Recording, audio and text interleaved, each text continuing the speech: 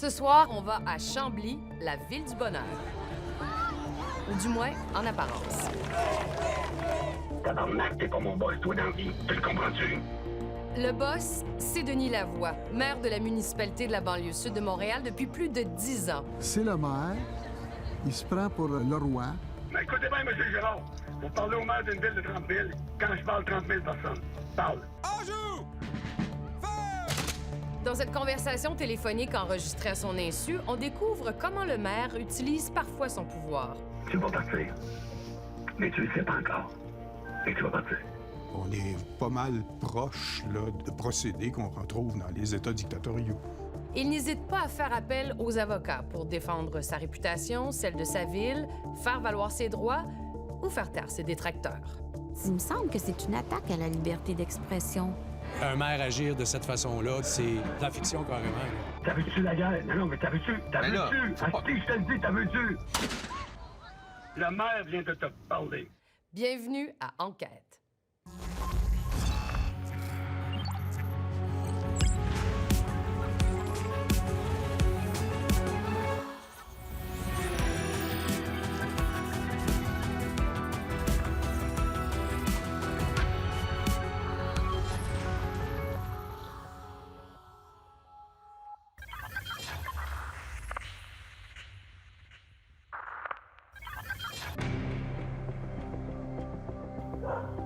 Le 21 septembre à Chambly, une marche silencieuse pour défendre la liberté d'expression est sur le point de commencer. Avancez vers cet endroit, s'il vous plaît. Depuis environ un an, le torchon brûle entre certains citoyens et la ville. Et ceux qui osent critiquer les décisions du maire et de son conseil le font à leur risque et péril.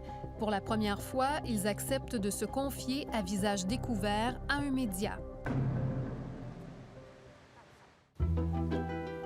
Ça fait 33 ans que j'habite la ville de Chambly.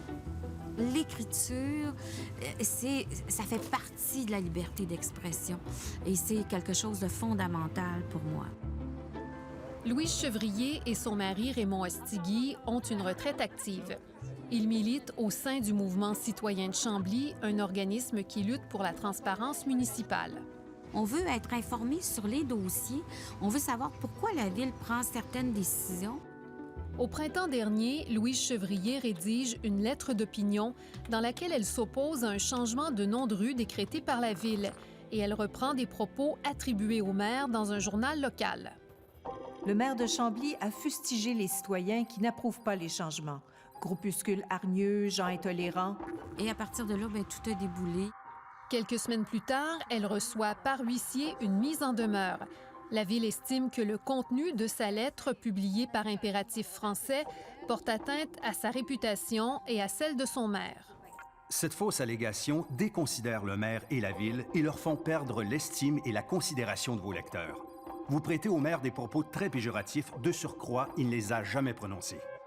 La ville lui reproche aussi d'avoir influencé l'opinion publique. Vos fausses allégations avaient eu un impact auprès de certains citoyens de la ville de Chambly. Suite à la lecture de votre article, ils ont modifié leur position. Il y a quelque chose qui me choque beaucoup dans cette mise en demeure, c'est qu'on dit, après avoir lu mon opinion, certaines personnes ont changé d'idée, alors qu'au départ, ils étaient de l'avis de la ville. Pourtant, c'est vraiment ça, un débat public. Alors, il me semble que c'est une attaque à la liberté d'expression, ce propos-là. La ville lui exige des excuses dans les 48 heures et la somme de 2 500 $ à titre de dommages. Une démarche qui aura coûté 4 000 $ à la municipalité. C'est incroyable, ça! Faut pas exagérer. Si on peut plus dire ça dans la place publique, c'est grave. Alors, non, je vais pas m'excuser. Le 21 septembre dernier, Dominique Bélan participe elle aussi à la marche silencieuse du mouvement citoyen de Chambly, un organisme qu'elle a fondé avec d'autres, dont Louise Chevrier. Vos taxes sont utilisées pour poursuivre des citoyens, ça ne fait aucun sens. Depuis le début de l'année, la Ville a fait parvenir au moins 5 mises en demeure, dont 2 sont devenues des poursuites à des citoyens pour des commentaires jugés diffamatoires. Je demande au maire de retirer ces procédures dès maintenant. Dominique Bélan est poursuivie par la Ville pour des propos tenus sur les réseaux sociaux. Elle fait partie de ceux qui réclament la diffusion sur Internet des séances du conseil municipal.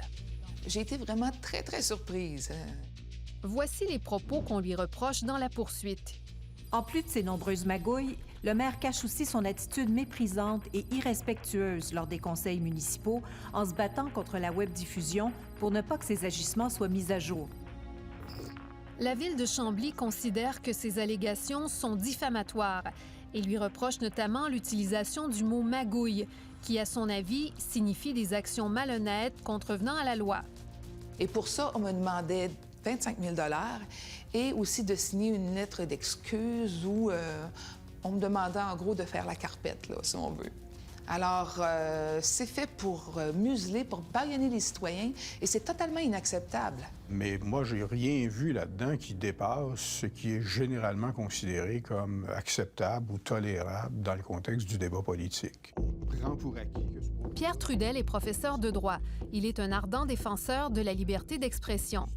Nous lui avons soumis des mises en demeure et poursuites de la Ville de Chambly, dont celle de Louise Chevrier et Dominique Bélan. Ce qui me semble encore plus inquiétant, c'est que ça se termine pour la plupart par une demande faite aux citoyens de signer un document là, dans lequel ils déclarent qu'ils se sont trompés, qu'ils ont eu tort, une sorte d'apostasie, un peu comme on faisait dans le temps de l'Inquisition au Moyen Âge. Alors là, vraiment, on est plus dans le domaine là, de l'intimidation que dans le domaine de la défense de la réputation. Apprêtez vos armes! En joue! Feu! Mais est-ce vraiment nécessaire de sortir l'artillerie pour protéger la réputation du maire de cette ville riche en histoire? Le maire a refusé de nous accorder une entrevue, blâmant l'ensemble de notre démarche journalistique. Dans un courriel, il nous explique que la liberté d'expression ne signifie pas le droit de diffamer librement. L'émission de mise en demeure à des citoyens n'est pas une mesure qui a été prise de gaieté de cœur. Elle s'est toutefois avérée nécessaire suite aux nombreux abus de la part d'un groupuscule politique mécontent.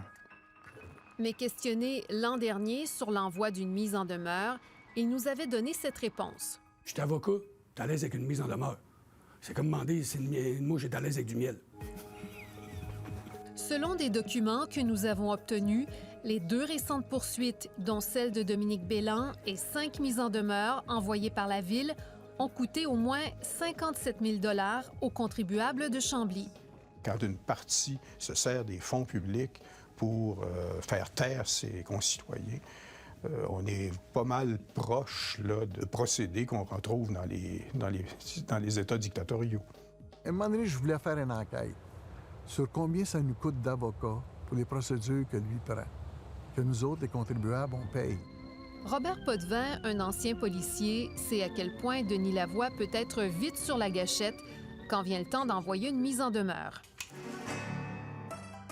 La première fois que j'ai côtoyé Denis Lavoie, c'était quand on jouait pour la Ligue de Balmol, les vétérans de Chambly. On était dans la même équipe. Et puis là, il est arrivé un incident. Cet incident survient il y a une dizaine d'années. Denis Lavoie, bien qu'impliqué en politique, n'est pas encore maire de Chambly, mais il est sur le point de le devenir. Moi, je jouais au 3e but. Lui, il jouait au champ gauche. À un moment donné, l'équipe adverse, bon, ils ont frappé une balle dans son champ, lui. Fait que là, Denis avait la balle. Fait que là, je criais à Denis, ramène la balle, parce que lui, il gardait la balle. Fait que là, je dis, Denis, esti, ramène la balle. Fait que là, tout arrête, parce que là, il crie tellement fort, tout le monde l'entend. Ah, tu te sacreras pas après moi. Fait que c'est ça qui est arrivé. Ça, c'était le premier incident comme tel.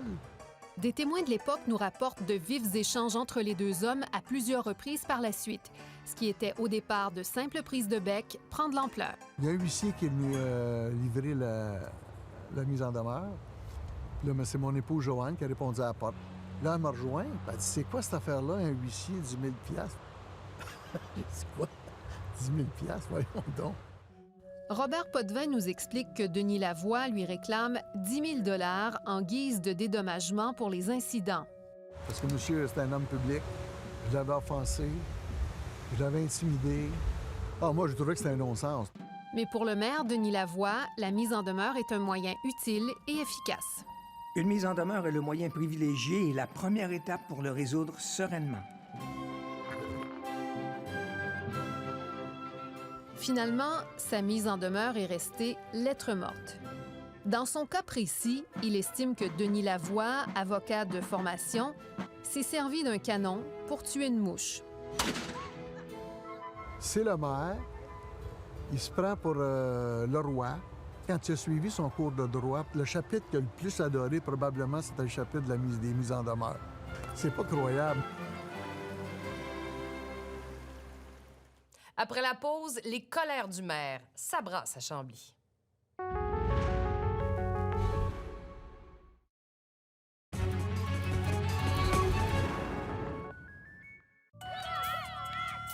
Été 2015, l'une des équipes féminines du club L'Arsenal de Chambly enchaîne les victoires.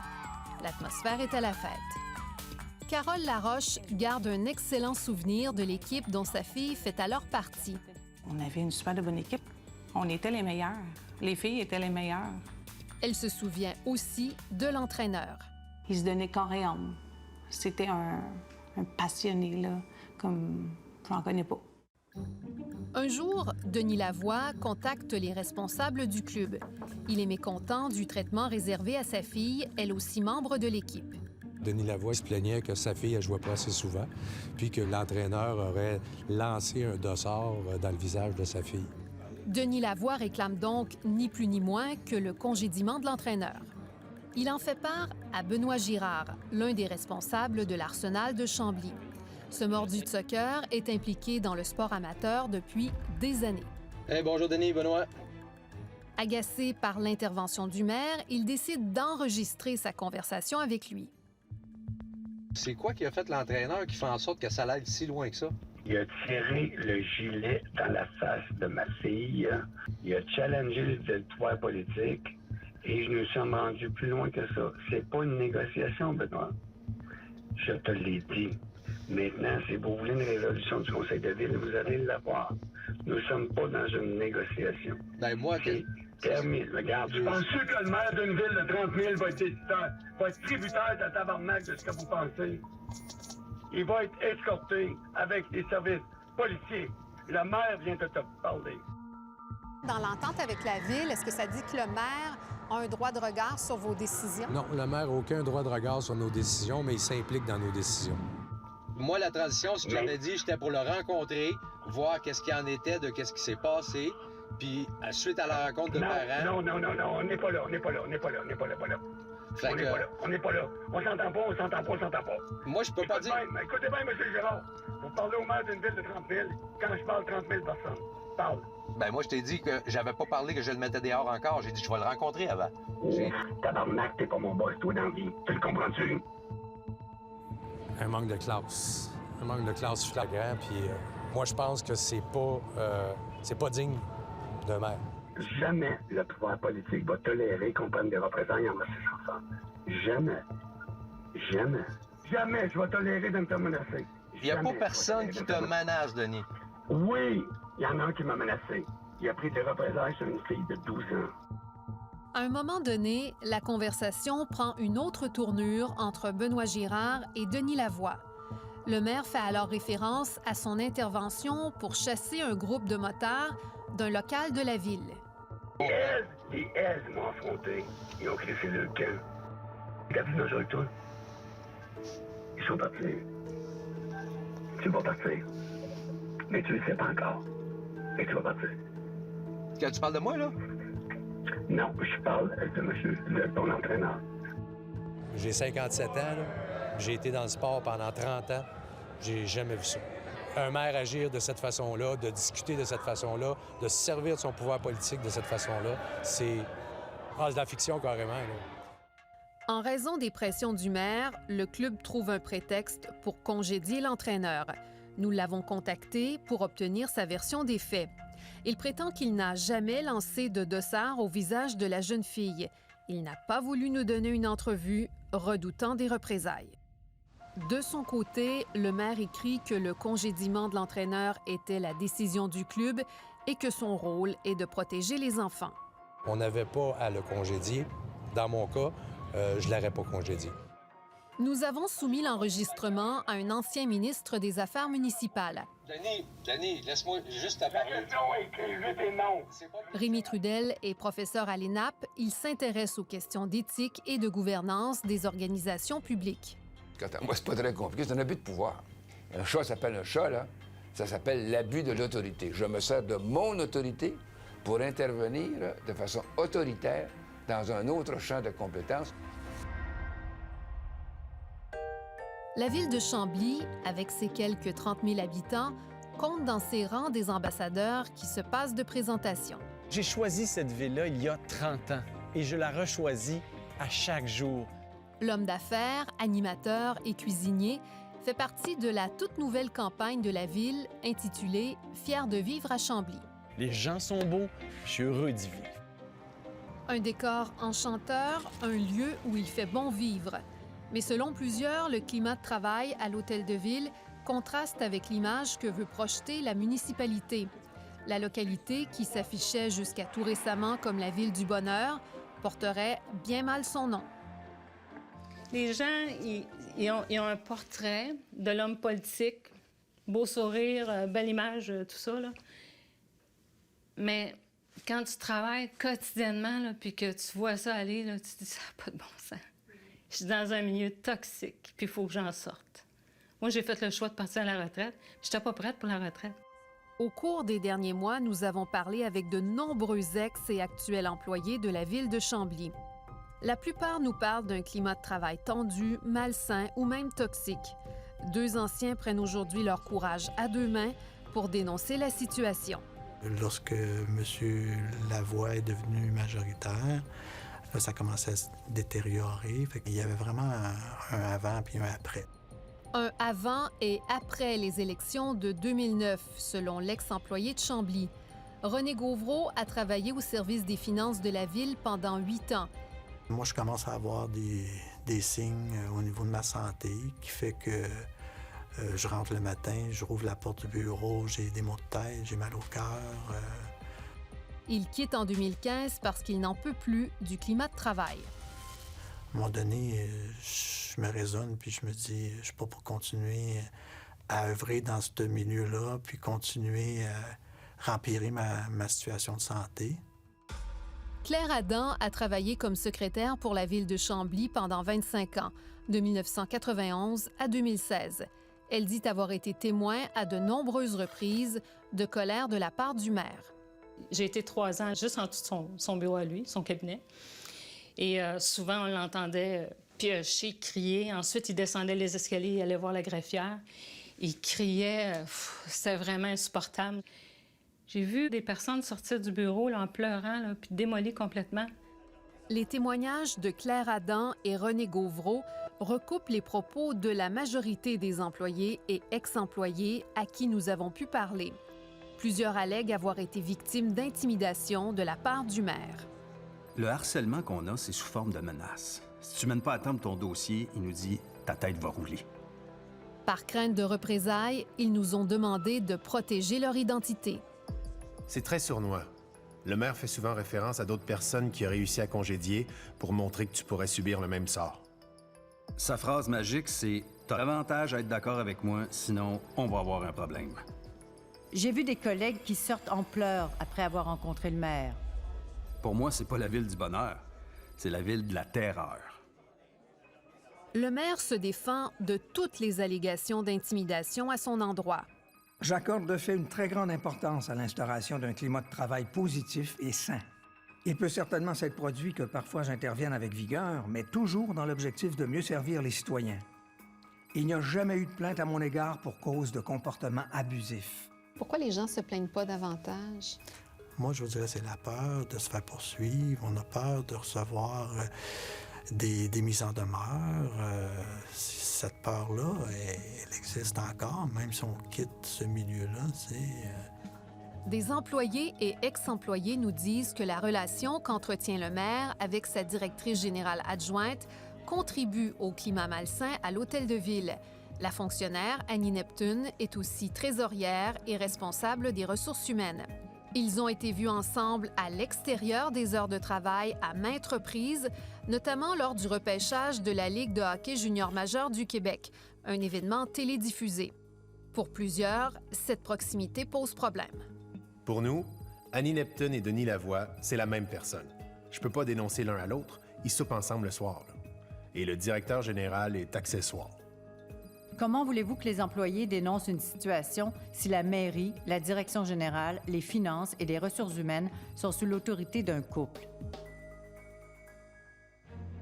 Tout comme Annie Neptune, Denis Lavoie invoque le respect de la vie privée et un avis légal qu'il refuse de partager avec nous. Aucune obligation légale, éthique ou autre ne m'oblige à faire état d'une quelconque relation avec une employée de la Ville. Je n'ai de compte à rendre à personne quant à savoir avec qui j'ai envie de voir le soleil se coucher.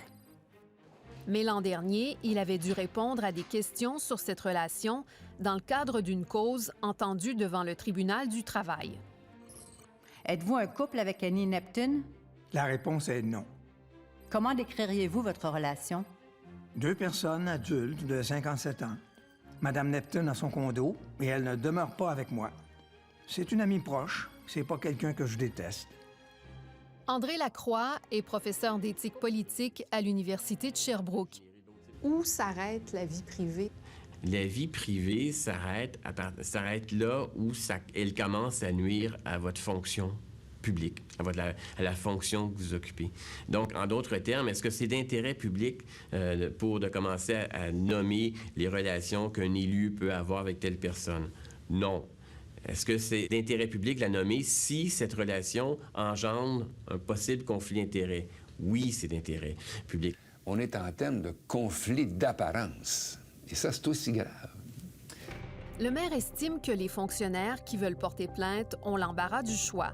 Ils peuvent s'adresser, entre autres, aux syndicats d'École Blanc et d'École Bleue, qui ont tous deux décliné nos demandes d'entrevue. De son côté, Claire Adam lance un cri du cœur. Je pense à ceux et celles qui sont là actuellement au travail, comme employés municipaux, qui aimeraient bien parler, qui ne sont pas capables de le faire.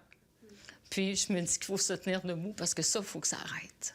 Pour sa part, Annie Neptune estime que le climat à la ville est très dynamique et stimulant et que le service des ressources humaines est ouvert à tous. Elle ajoute qu'il n'y a aucune plainte de quelque nature que ce soit. Quant au directeur général, il ne rapporte aucune plainte de harcèlement ni aucun climat malsain. Il n'a que de bons mots pour Mme Neptune et le maire, qu'il considère comme un mentor. T'as vu-tu la guerre? Non, mais t'as vu-tu? T'as vu-tu? Pas... Si je te le dis, t'as vu-tu? Denis, calme-toi, là. Non, je me calmerai pas. Benoît Girard, du club de soccer L'Arsenal de Chambly, a longuement réfléchi avant de rendre public l'enregistrement. 3 ans de réflexion, 3 ans de discussion. Il faut déclarer ces situations-là, puis il faut les dévoiler parce que c'est incroyable. Denis Lavoie a été élu en novembre dernier pour un 4e mandat consécutif, avec plus de 56 % des voix, son meilleur résultat depuis 2005. Pour Rémi Trudel, la situation à Chambly est préoccupante, mais à son avis, ce sont les électeurs qui, au bout du compte, auront le dernier mot. Ça, c'est inquiétant. C'est inquiétant. Le changement qu'il faut espérer, c'est le changement du peuple. Mais dites-vous bien une chose, l'avenir dure longtemps, mais les citoyens sont toujours présents et un jour ou l'autre, il faut répondre, heureusement, des gestes et des décisions qu'on prend. On espère que vous avez apprécié nos reportages de ce soir. Au nom de toute l'équipe, merci beaucoup d'avoir été là et revenez-nous la semaine prochaine pour une autre enquête.